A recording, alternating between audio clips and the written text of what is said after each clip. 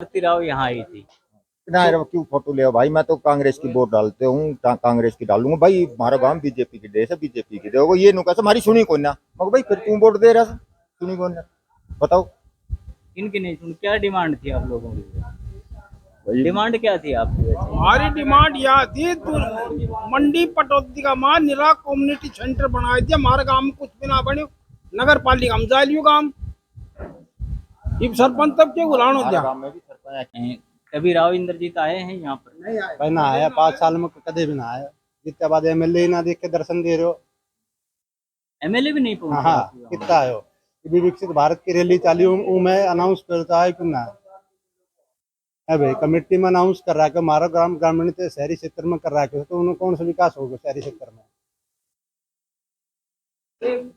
तो अब आप लोग जो है वो क्या मूड बना रहे हो? मूड के वो तो मूड अब 25 तारीख के बाद सामने आ जाओ कि वो मूड है। क्योंकि आज के टाइम में हर वोटर साइलेंट है। हर वोटर साइलेंट है आज के टाइम में, जो है कोई अपनी बात नहीं निकाल रहा। तो उससे क्या लग रहा है आपको? भाई 25 तारीख में, आने वाली 25 तारीख में जो जिसके मन में है, जिस जो जैसा मूड है वो सब अपना 25 तारीख इलेक्शन के वोट डाल के बता देगा। वोट आप किस मुद्दों को लेकर के दोगे? और विकास का मुद्दा का लेके दे रहे हैं हम तो, ठीक है।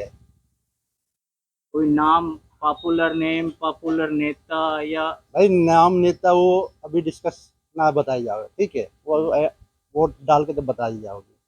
गांव में 5 साल पहले भी केवल आरती राव ही आई थी यहाँ पर, और जिस प्रकार से गांव में पिछले दिनों आपने भी देखा होगा समस्याएं थी। विकसित भारत के अंदर भी काफी हंगामा हुआ था यात्रा के दौरान भी। तो क्या कारण है कि इन समस्याओं का समाधान नहीं हो पाया है? देखिए जी, ऐसा है, कुछ मुद्दों पर गांव के लोग नाराज हैं। जैसे कि हमारे हिली मंडी से रामपुर को एक रोड है हमारी जो जोड़ता है, वो मार्केट कमेटी के मार्फत बना हुआ है।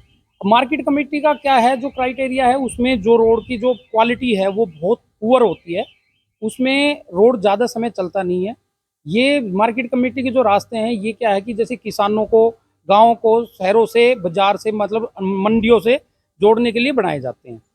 अब इस रोड का इस्तेमाल जो है कि महेंद्रगढ़ तक के लोग, कोसली गुड़ियाणी तक के लोग, जो कि पटौदी ना जाकर शॉर्टकट पड़ने के कारण 6-7 किलोमीटर का रास्ता ये छोटा पड़ता है। जो लोग आईएमटी में जाते हैं, गोडाउन में जॉब के लिए जा रहे हैं या गुड़गांव जा रहे हैं, वो लोग यहाँ से शॉर्टकट रास्ता अपनाते हैं मंडी वाला। इस रास्ते का इस्तेमाल कम से कम, ज़्यादा भी नहीं बोल सकते तो 40-50 गाँव इस रास्ते का इस्तेमाल करते हैं। ये रोड टूटा रहता है, इस पे हमारे गाँव को भी परेशानी है, गाँव के लोगों को भी, आसपास के क्षेत्र के लोगों की भी परेशानी। और लंबे समय से ये मांग चली आ रही है कि भाई इस रोड को अच्छी तरह पीडब्ल्यूडी की मार्फत या अच्छी तरह बनाया जाए। देखिए, हर समय एक सा तो रहता नहीं है।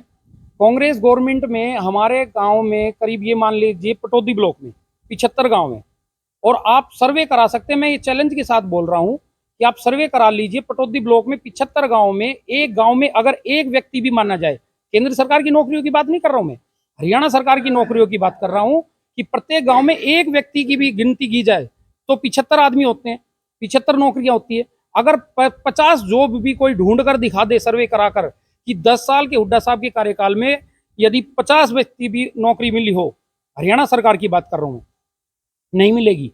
अब ऐसा नहीं है। अब योग्य और जो ईमानदारी से नौकरियां मिल रही हैं, जो योग्य बच्चे हैं उनको नौकरियां मिल रही हैं। लेकिन एक चीज और भी आती है कि जिस प्रकार से आपका गांव परिषद के अंदर अब जी, तो परिषद में तो बहुत सारी सुविधाएं चाहिए। 2 साल हो गए हैं, तो क्या वो सुविधाएं आपको मिल पाई हैं? नहीं, परिषद के आने के कारण कुछ सुविधाएं मिली हैं, लेकिन बहुत सी परेशानियां भी खड़ी हो गई हैं। जैसे प्रॉपर्टी आईडी का एक मुद्दा है। प्रॉपर्टी आईडी का मैटर क्या हो गया है कि जैसे किसी भी व्यक्ति को, मान लीजिए कोई बहन अपने भाई के नाम जमीन करना चाहे, बुआ अपने भतीजे के नाम जमीन करना चाहे, या कोई दादा अपने पोते के नाम करना चाहे, बाप बेटे के नाम करना चाहे, तो उसमें तो कोई स्वार्थ वाला तो काम है नहीं, कोई निजी फायदा या नुकसान वाला मामला नहीं है। लेकिन ऐसे मामलों में भी प्रॉपर्टी आईडी के बगैर कोई कार्य होता नहीं है। उसमें यदि नगर परिषद में जाएं तो बहुत ज़्यादा डिमांड होती है, लूट खसोट हो रही है। प्रॉपर्टी आईडी बनाने के बहाने लोगों से पैसे ऐंठे जा रहे हैं, और पैसे कोई नहीं देता है तो उसकी प्रॉपर्टी आईडी बनती नहीं है। गरीब व्यक्ति का तो मतलब ये समझ लीजिए जीना दूभर है। अगर कोई व्यक्ति, किसी के पास जमीन जायदाद नहीं है तो उसके लिए बड़ा मुश्किल है, वहाँ पर जाकर वो बेचारा कहाँ से पैसे देगा। लेकिन सुनवाई कोई नहीं हो रही है। इस मामले में मैं चाहूँगा कि सरकार इस पे जल्दी से जल्दी संज्ञान ले, नहीं तो ये एक बहुत बड़ा मुद्दा है, हर व्यक्ति इससे जुड़ा हुआ है, क्योंकि हर व्यक्ति अपने मकान में या उसमें रह रहा है। अब नगर परिषद में करीब 10 गांव हैं और दोनों शहर हैं, इनमें करीब मेरे ख्याल से 50 से 60 हज़ार वोट हैं और आबादी शायद लाखों से भी ज़्यादा है। अब इतने लोगों का हित के ऊपर क्या हो रहा है, इस भ्रष्टाचार हो रहा है और जबरदस्त मात्रा में हो रहा है। खूब बोल चुके हैं, विधायक जी को कई बार बता चुके हैं, कोई सुनवाई नहीं हो रही है, अभी तक इस पे कोई वो नहीं हो रहा है। मैं तो ये कहूँगा सरकार जल्दी से जल्दी इस मुद्दे को थोड़ा संज्ञान में लेकर इस पे कोई कार्रवाई करे या कोई ऐसा रास्ता निकाले जिससे लोगों को परेशानी ना हो और ये भ्रष्टाचार बंद हो। जबरदस्त भ्रष्टाचार किया जा रहा है। अभी पिछले दिनों जब एक विकसित भारत की रैली हुई थी पटौदी के अनाज मंडी के अंदर, नई अनाज मंडी में, उस समय राव इंद्रजीत सिंह ने इन्हीं 3 कांटों के बारे में जिक्र किया था। आपने भी सुने होंगे उनके भाषण कि भाई हरियाणा में 3 कांटे हैं, जिसमें प्रॉपर्टी आईडी, राशन कार्ड, इस तरह से जो 3 कांटे बताए थे। तो क्या वास्तव में अब जनता को ये कांटे चुभने लग गए हैं? बिल्कुल मैं ये मानता हूँ, ये कांटे सिर्फ चुभ ही नहीं रहे हैं, ये बहुत बड़ा मुद्दा है। किसी भी व्यक्ति से यदि कोई अपने नाम पर्सनल परिवार में भी यदि कोई जमीन अपनी ट्रांसफर करना चाह रहा है तो उस पर भी प्रॉपर्टी आईडी के बगैर उसका कुछ कार्य नहीं हो रहा है। और प्रॉपर्टी आईडी बनवाने जाएगा तो पैसे नहीं देगा तो बनेगी नहीं, वो वापस उस पर कोई ऑब्जेक्शन लग के आ जाएगा या यहाँ से भेजेंगे नहीं। और कर्मचारी क्या अधिकारी भी स्पष्ट भाषा में बोलते हैं कि यदि मतलब इशारा दे देते हैं कि पैसा आएगा तो कुछ होगा, अदरवाइज आपका कार्य होगा ही नहीं। फिर आप 2-4 नहीं, महीने से अभी आप, मैं मानता हूं कि आप भाजपा के कर्मठ कार्यकर्ता भी हो, जिस प्रकार से आप बात कर रहे हो, तो सरकार बार बार ये कह रही है कि ईमानदार ईमानदार ईमानदार का ढोल पीट रही है। आप कह रहे हो कि भ्रष्टाचार है भ्रष्टाचार है भ्रष्टाचार है, फिर आप कैसे, सरकार कैसे कह रही कि हमारी सरकार ईमानदार है और आप कैसे कह रहे हो कि भ्रष्टाचार है? देखिए सर, मैं ये बोल रहा हूँ कि कुछ मुद्दों पे अब हम जाएं, जैसे स्वच्छता का मामला है। किसी भी देश में हम ये मान के चलें, हमारे देश में हमारी जो महिलाएं हैं ना, उनको हमारी जो महिलाएं हैं उनको यहाँ पर देवी का और यहाँ की घर की लक्ष्मी का नाम दिया जाता है। पहले क्या होता था कि इस गवर्नमेंट के आने से पहले, भारतीय जनता पार्टी की जब सरकार आई से पहले, अधिकांश हमारे घर की औरतें भी, पुरुष भी, बच्चे भी शौच के लिए बाहर जाते थे। अब गवर्नमेंट ने एक इच्छा शक्ति दिखाई स्वच्छता अभियान के तहत सरपंचों की, नगर परिषद के चेयरमैनों की, पार्षदों की, इनकी सेक्रेटरी वगैरह की, इनकी सबकी ड्यूटी लगाई गई कि आप इस पे लोगों को जागरूक करें। सुबह सुबह लोग निकलने लग गए, तो उससे एक क्रांतिकारी बदलाव आया। लोग धीरे धीरे एक इस विचारधारा से जुड़े कि भाई हमें बाहर शौच के लिए नहीं जाना है। नहीं, गाँव से जैसे ही हम बाहर निकलते थे, कोई खाली प्लॉट पड़े हुए होते थे या खेत होते थे तो उनमें बड़ा बुरा हाल होता था, स्मेल आती थी, बहुत बुरा हालात होते। तो जैसे आपने स्वच्छता के बारे में बात करी जी, मैं आपके गांव में पहले भी आया था, आपको भी पता होगा। आपके गांव के बाहर बोर्ड लगा हुआ है 100% जो गांव है वो शौच मुक्त है, बाहर यानी कि नहीं जाना है। लेकिन मुझे एक ऐसी महिला मिली जिसके घर में शौचालय नहीं है, ना ही सरकार ने बनवाया। और मैंने इस खबर को भी उठाया था कि भाई आपसे भी जब बात हुई फ़ोन पे, तब आपने कहा था कि अब हमारे अंडर में नहीं है, हम सरपंच नहीं रहे, अब नगर परिषद के अंडर में चला गया। तो जब आप बाहर बोर्ड लगा देते हो कि 100% शौच मुक्त हो चुका है ये, और वहाँ अगर हम ग्राउंड रिपोर्ट पर जाते हैं तो वहाँ पाते हैं कि यार कोई सुविधा नहीं है। ऐसा क्यों?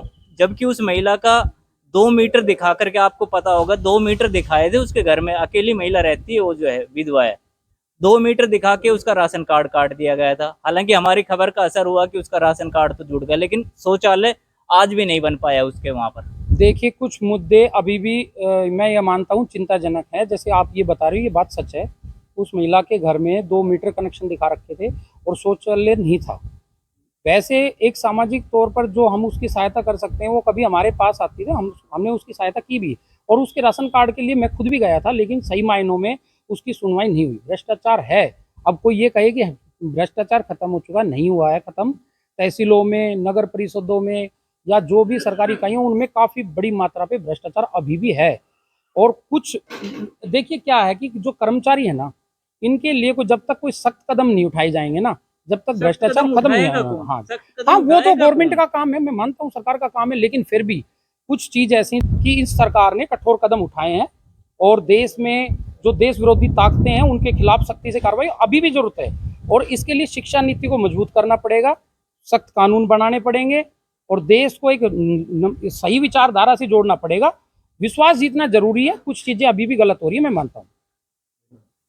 ये थे रामपुर गांव के पूर्व सरपंच और भाजपा के नेता, जिन्होंने खुद माना है कि वास्तव में सरकारी कार्यालयों में भ्रष्टाचार है, लेकिन उसे रोकेगा कौन ये इन्हें भी नहीं पता, क्योंकि ये कह रहे हैं कि हम जो जनप्रतिनिधि हैं उन तक भी गुहार लगा चुके हैं, लेकिन हमारे कार्य नहीं हो पा रहे हैं। मैं रफीक खान के साथ राधे पंडित, दैनिक समाचार, मिर्दुल पत्रिका।